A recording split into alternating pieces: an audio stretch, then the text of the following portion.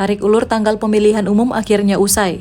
Pemerintah, DPR, dan penyelenggara pemilu sepakat untuk menyelenggarakan pemilihan umum pada tanggal 14 Februari 2024. Hal ini disampaikan oleh Mendagri Tito Karnavian dalam rapat Komisi 2 bersama Kemendagri, KPU, dan Bawaslu.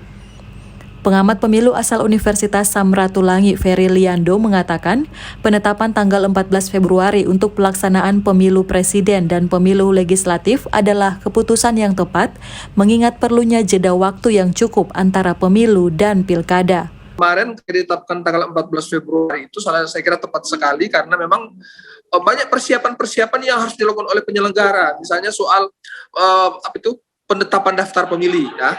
Karena syarat pemilih di pemilu dan syarat pemilih di pilkada itu berbeda. Jadi tidak semata-mata pemilih yang kita gunakan pada pemilu itu sama dengan pemilih pilkada, tidak. Masih harus ada verifikasi kembali, harus ada pendataan kembali. Ya. Baik.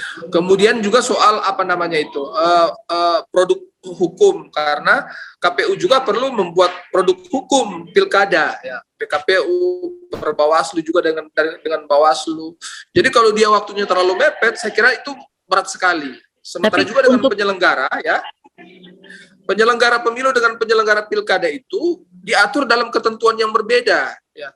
Syarat-syaratnya pun berbeda. Jadi memang penyelenggara ad hoc di pemilu itu harus diberhentikan, diganti dengan yang lain. Jadi tidak bisa secara otomatis penyelenggara pemilu adalah penyelenggara. Selain tanggal pemilu 2024, pemerintah, DPR bersama KPU dan Bawaslu juga telah menyepakati tanggal pemilihan kepala daerah serentak pada 27 November 2024.